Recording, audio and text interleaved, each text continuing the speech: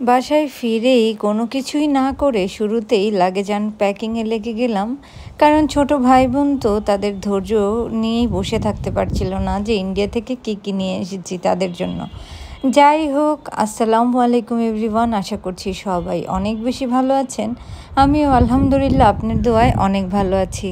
So India থেকে ফিরেই আমাদের লাগেজ কালেক্ট করে অনেক কষ্টে আমাদের বাড়ি পর্যন্ত পৌঁছে এই গন্ডগোলের ভিতর দিয়ে শুরুতেই আমি বসে পড়েছি ফ্রেশ হয়ে।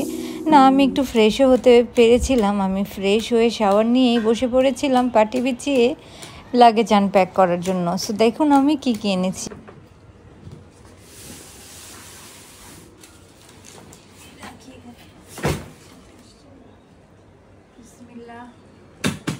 ইন্ডিয়া থেকে যা যা শপিং করে নিয়ে আসছি ফ্যামিলি মেম্বারের জন্য। খুব শর্ট টাইমের জন্য গিয়েছিলাম আর যাওয়ার উদ্দেশ্যটা ছিল মূলত ট্রিটমেন্ট, তাই বেশি কিছু কিনতে পারি নাই। আর দেশের যেই পরিস্থিতি, টেনশনে আরও তাড়াহুড়া করে তাড়াতাড়ি চলে এসেছি, এই জন্য আর বেশি কিছু আমার কেনার কোনো ইচ্ছা ছিল না। এই হচ্ছে এখানে এটা হচ্ছে আমার নানুর, এগুলো আমার জিনিস, এগুলো আমার জিনিস, এগুলো আমার ছোট বোনের,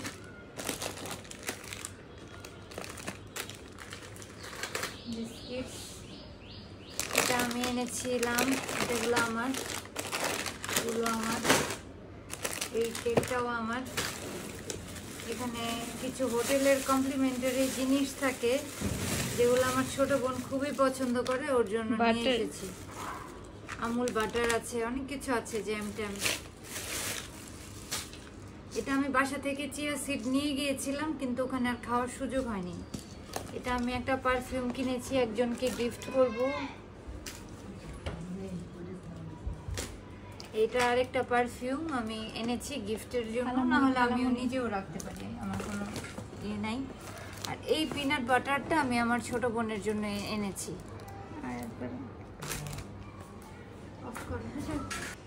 একটা ট্যাংয়ের প্যাকেট, এটা আমার, এটা সরে রাখি।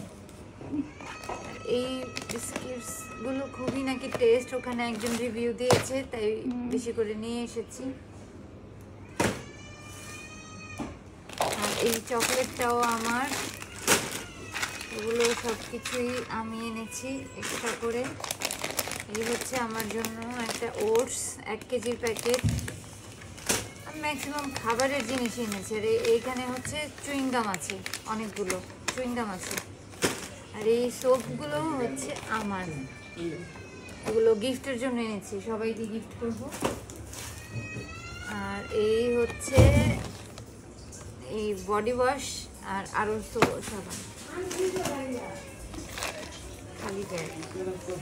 আমার আশেপাশে অনেক বেশি নয়েজ থাকার কারণে পরে আর আমি ভিডিওতে ভয়েস দিয়ে ভিডিওটা কন্টিনিউ করতে পারিনি। আমি এখন ভয়েস দিয়ে দিচ্ছি। এই ব্যাগটা আমি একজন স্পেশাল মানুষের জন্য নিয়ে এসেছিলাম, আর কাকে এই ব্যাগটি দিই সেটি তো আপনারা দেখতেই পারবেন পরবর্তীতে। ব্যাগের ভিতরে অবশ্য একটি না দুটি ওয়ালেটও এনেছিলাম। এগুলো সব কিছু আমি কলকাতার শ্রী লেদার থেকে কিনেছি। আমাকে সবাই সেখানকার রেকমেন্ড করেছে যে আপনি কলকাতা আসলে অবশ্যই এই শপটা ভিজিট করবেন। সো আমিও গিয়েছিলাম, আর সেখানে প্রচুর রাশ ছিল। আমার কাছে মনে হয়েছে হয়তো তাদের জিনিসের কোয়ালিটি ভালো এবং দামও খুব একটা বেশি না, রিজনেবলের মধ্যেই। তাই সেখান থেকে আমি এই ব্যাগটা আমার কাছে 1300 রুপি নিয়েছিল, আর এই ওয়ালেট দুটো 500 রুপি নিয়েছিল, আমার যা মনে আছে।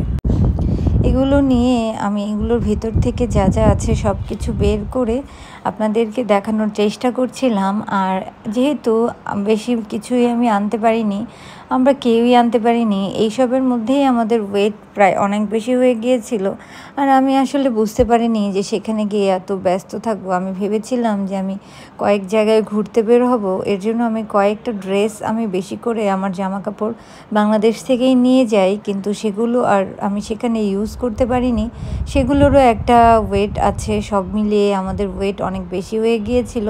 তারপরেও আল্লাহর কাছে শুক্রিয়া যে যাই কিনেছি কষ্টের টাকা দিয়ে সেই সব কিছুই আমি আমার দেশে নিয়ে আসতে পেরেছি। আমাদের তেমন কোনো প্রবলেম হয়নি। এখানে 2টা সুনু আমাদের এক রিলেটিভ তার জন্য আনতে বলেছিল। আমরা এমনিতে সুনু ইউজ করি না, তাই শুধুমাত্র তার জন্যই 2টা সুনু এনেছিলাম। আর এখানে মাথা ব্যথার কিছু রোল অন এনেছিলাম। এই সব কিছুই পরিবার আত্মীয় স্বজনের আবদার ছিল। আর পাশে আমার আম্মুর মেডিসিনসগুলোও নিয়ে এসেছিলাম। এই সব কিছুই একটা ব্যাগের মধ্যে আমার আম্মু আমাকে হেল্প করছিল ভরে রাখার জন্য। পরবর্তীতে যাকে যা দিব সেগুলো ডিস্ট্রিবিউট করে একসাথে ভাগাভাগি করে দিব।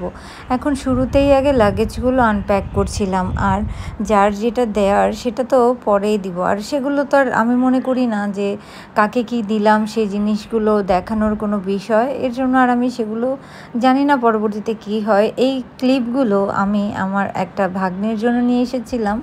সে আমাকে স্পেশালি বলে দিয়েছিল তার জন্য যেন অবশ্যই ইন্ডিয়া থেকে মেকআপ আনি। সো আমি তার জন্য টুকিটাকি কিছু যা সময় যখন পেরেছি আমি আনার চেষ্টা করেছি। আর এগুলো তো চকলেট, আপনারা সবাই জানেন। পাশে কিছু অয়েন্টমেন্ট ছিল। আসলে আমাদের দেশের অয়েন্টমেন্টগুলো তো আর সেরকম কার্যকরী না।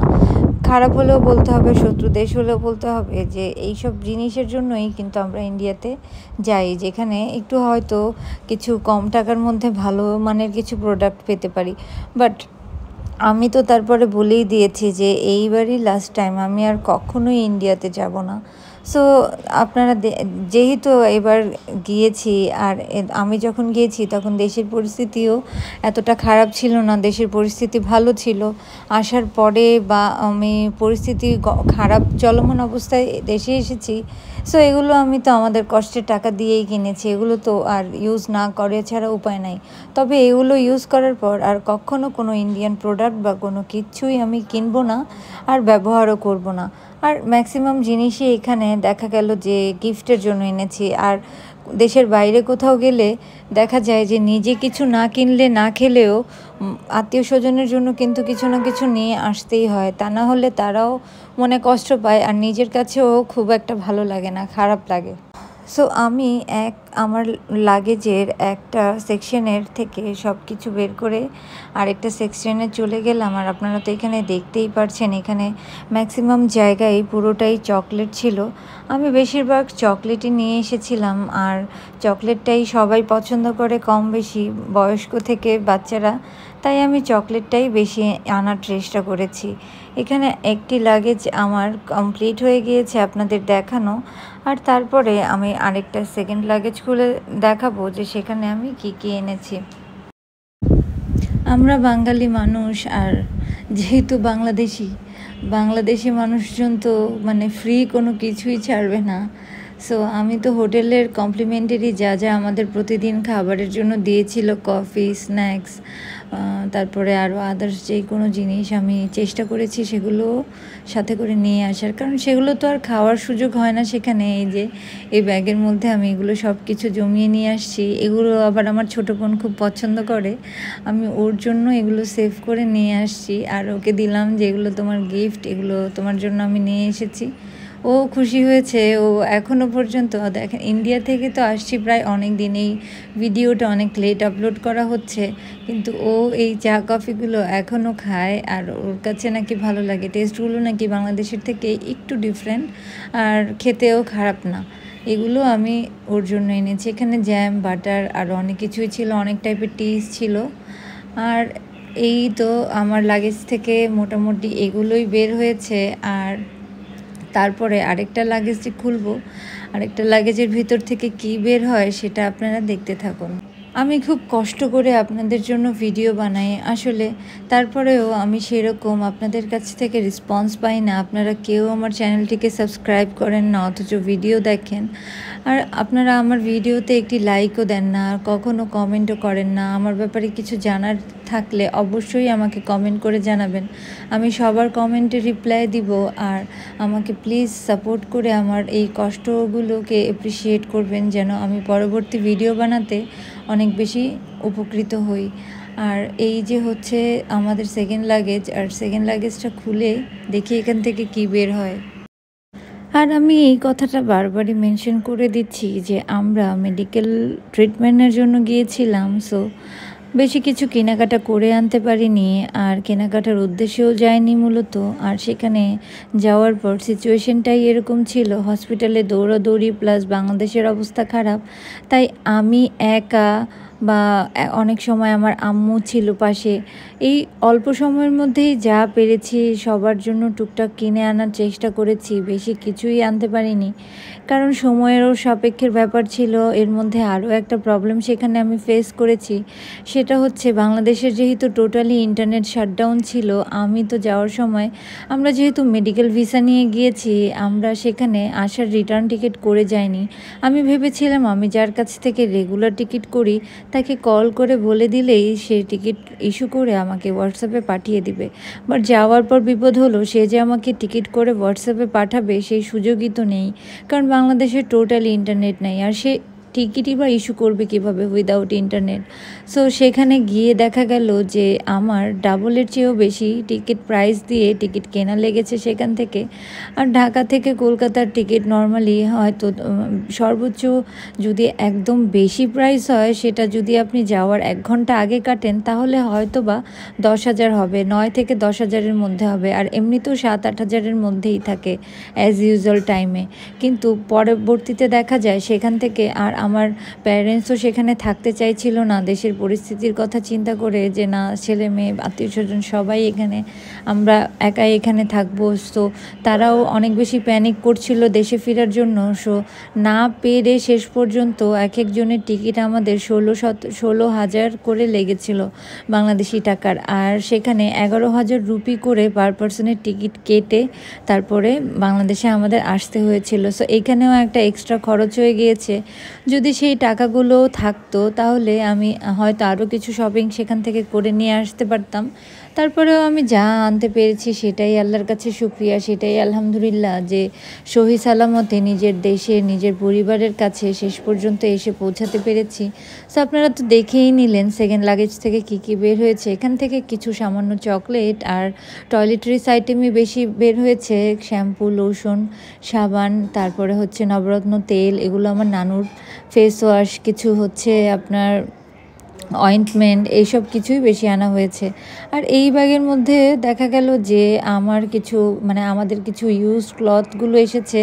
আর তার মধ্যে থেকেও ভিতরে ভিতরে আমি এইভাবে প্যাকিং করেছিলাম সেখানে, যে কাপড়ের মাঝখানে, বিভিন্ন জায়গার মাঝখানে, বিভিন্ন সেকশনে যেন জিনিসগুলো নেই আলাদা আলাদা করে, কারণ কোয়ান্টিটি বেশি হয়ে গেলে এখন দেখা যাবে যে তারা আবার আটকাবে, যে আপনি এত আটকাতেই পারে, বলা যায় না বাংলাদেশের অবস্থা। ইন্ডিয়াতে তো কিছু বলবে না, বাট বাংলাদেশে ঝামেলা করে যে আপনি গিয়েছেন ট্রিটমেন্টের জন্য, আপনি এত কোয়ান্টিটিতে কেন এই সেম প্রোডাক্টটা এনেছেন। এই চিন্তাভাবনা করে আমি বিভিন্ন জায়গায় অল্প অল্প আলাদা আলাদা সেকশনে জিনিসপত্র এনেছি। এটা একটা টিপস হিসাবে আপনারাও জেনে রাখতে পারেন। যাই হোক, তারপরে এখান থেকে আবারও কিছু শ্যাম্পু, লোশন এগুলো বের করে নিলাম। তারপরে আমার কিছু ওল্ড ইউজড ক্লথগুলো ছিল সেখান থেকে বের করে নিচ্ছিলাম। আর এই সব কিছুই হচ্ছে ফেস ওয়াশ, এগুলোও আমি সেখান থেকে কিনে এনেছিলাম, ওই আলাদাভাবে রেখেছিলাম। এই জুতাটা আমি আমার আব্বুর জন্য কিনেছি, আমার আব্বুকে গিফট করেছি আমি এই জুতাটা। আর এইগুলোর বক্স আমি কোনো কিছুই টেনে আনিনি, কারণ এমনিতেই ওভারওয়েট হয়ে গিয়েছে। যদি জুতার বক্সও আলাদা আলাদা করে টেনে আনি তখন দেখা যাবে যে আরও অনেক বেশি ওয়েট হয়ে যাবে। আর সেই জুতার বক্সের ওয়েটে যদি আরও অন্য একটা উপকৃত জিনিস আনতে পারি তাহলে সেটা ভালো না। আর এই জুতাটাও আমার আব্বুর জন্যই, এটা আমার আম্মুর তরফ থেকে আব্বুর জন্য, আর ওই ব্ল্যাকটা আমি দিয়েছিলাম আব্বুকে। আর তারপরে দেখি আর কি, আর তেমন কিছুই নেই, সব কিছুই অলমোস্ট আপনাদের দেখিয়ে ফেলেছি। এগুলো আমাদের বাংলাদেশ থেকেই নিয়ে যাওয়া ব্যবহারের জিনিসপত্র ছিল, ব্যবহারের কাপড় চোপড় ছিল। আর কাপড় চোপড়ও খুব বেশি ময়লা হয়নি, ম্যাক্সিমাম কাপড় আমি আনইউজ করেই দেশে ফেরত নিয়ে এসেছি, কারণ আমি তো কোথাও সেখানে গিয়ে ঘুরতে যেতে পারিনি। যতটুকু সময় ফ্রি পেয়েছি, হসপিটালেই অনেক সময় আমাদের খেয়ে ফেলেছে, হসপিটালের মধ্যেই বেশি থাকা হয়েছে। যেমন হসপিটালে 1 ঘন্টার কাজ করাতে আমাদের 5-6 ঘন্টা লেগে গিয়েছে। সেই হসপিটালের সিস্টেমটাই আসলে এরকম এরকম সেখানকার, তাই আর আমি আর কি বলবো, এখানে আর কিছু বলার নেই। সো আর তারপরে বিকেলের পরে বের হয়ে কোথাও গেলে সেই ট্রাফিক ঠেলে যদি কোনো মলে বা কোনো সুপার শপে যান, দেখা গেল যে আপনি আপনার মন মতো কেনাকাটা করার আর সময়ই পেলেন না, কারণ 8টা সাড়ে 8টার মধ্যে সেখানে সব কিছু ক্লোজ হয়ে যায়। এখানে ব্যাগের মধ্যেও আমি আরও কিছু ভরে নিয়ে এসেছিলাম। এটা আমার একটা এক্সট্রা ব্যাগ ছিল যেটা আমি লাগেজে নিয়ে এসেছি। তো ব্যাগের মধ্যেও আমি হয়তো আরও কিছু অয়েন্টমেন্ট, কারণ এই জিনিসগুলোই খুব উপকারী, আর কেউকে দিলে এই জিনিসগুলো যদি কোনো আত্মীয় স্বজনকে দেন সে অনেক খুশি হয়ে যায়, কারণ এগুলো বাংলাদেশে না অরিজিনালগুলো পাওয়া খুব টাফ হয়। আর কোথায় অরিজিনালগুলো, বাংলাদেশে এত কপি জিনিস, আল্লাহই জানে এখন এই আমাদের দেশের পরিস্থিতিটা কবে ঠিক হবে। আশা করছি এখন থেকে আমাদের দেশ আলহামদুলিল্লাহ আল্লাহর রহমতে অনেক ভালো পর্যায়ে যাবে। কিন্তু আগে অবধি শেখ হাসিনার শাসন আমলে তো অনেক দুর্নীতি হয়েছে আমাদের দেশের, আরও অনেক প্রবলেমই ছিল। আর রাজনীতির বিষয়ে না যাই, আর যাই হোক, এগুলোই হচ্ছে আজকের আমার ওখান থেকে আনা, ইন্ডিয়া থেকে আনা শপিং। আর তারপরে এখন আমরা এখান থেকেই সব কিছু রিলেটিভসদের মাঝে ডিস্ট্রিবিউট করে দিব। আর সেগুলো আর ভিডিওতে না দেখাই, কারণ কেমন দেখা যায় সেটা, কারণ আমার ভিডিওগুলো আমার আরও অনেক রিলেটিভসরাই দেখে। দেখা গেল যে তাকে এটা দিলাম, ওকে তো দেইনি, ওকে আবার এটা দিয়েছি, তাকে দেইনি, এইসব বিষয় নিয়ে তারা মন খারাপ করতে পারে। তাই আর আমি প্যাকিংয়ের রিলেটিভসদের কি ডিস্ট্রিবিউট করব সেই জিনিসটা আর সেই সেগমেন্টটা আমার এই ভিডিওর ব্লগের মধ্যে দেখাচ্ছি না। আপনারা তো দেখলেনই আমি বেশি কিছু আনতে পারিনি সবার জন্যই, তাই এখান থেকেই যা পারি কম বেশি সবাইকে একটা জিনিস হলেও দিব, কারণ যেন বলতে পারে যে না, অন্তত মনে করে আমার জন্য এই জিনিসটা এনেছে। তো যাই হোক, এই ছিল আমার আজকের ব্লগ। আর ব্লগটি কেমন লাগলে অবশ্যই কমেন্ট করে জানাবেন, আর যদি কোনো ভুল ত্রুটি হয়ে থাকে সেটাও ক্ষমা সুন্দর দৃষ্টিতে দেখবেন। আর প্লিজ আমার চ্যানেলটিকে আপনারা সাবস্ক্রাইব করে দিবেন। আপনার একটি সাবস্ক্রাইব আমাকে বহু দূর পর্যন্ত নিয়ে যেতে পারে। আমি অনেক ধৈর্য সহকারে আপনাদের জন্য ভিডিও বানাই। আমার ভিডিও বানানোর একদমই সময় থাকে না, অনেক টাইম ম্যানেজ করে, আমার লাইফের আরও অনেক কিছু আছে সেগুলো ম্যানেজ করে আমার ভিডিও আপনাদের জন্য মেক করতে হয়। সো প্লিজ আপনারা আমার ভিডিওতে লাইক দিবেন এবং কমেন্ট করে জানাবেন যে ভিডিওগুলো কেমন হলো। এই ব্যাগের মধ্যেও কিছু আছে, হয়তো এই ব্যাগের মধ্যে আমার ইউজ ড্রেসগুলো আমি নিয়ে এসেছিলাম আমার যা মনে হয়। আর এত কিছু তো আর আসলে বলা যায় না, আর স্পেসিফিক্যালি আমি কী বা বলবো, যা যা এনেছি আপনারা তো দেখলেনই। আর এই হচ্ছে আমার আজকের ব্লগ। সো সবাই ভালো থাকবেন, আমিও আপনাদের জন্য অনেক বেশি দোয়া করি যেন আপনারাও অনেক বেশি ভালো থাকেন। আর আমার ভিডিওটিতে একটি লাইক, কমেন্ট ও শেয়ার করে দিবেন। Thank you for watching guys.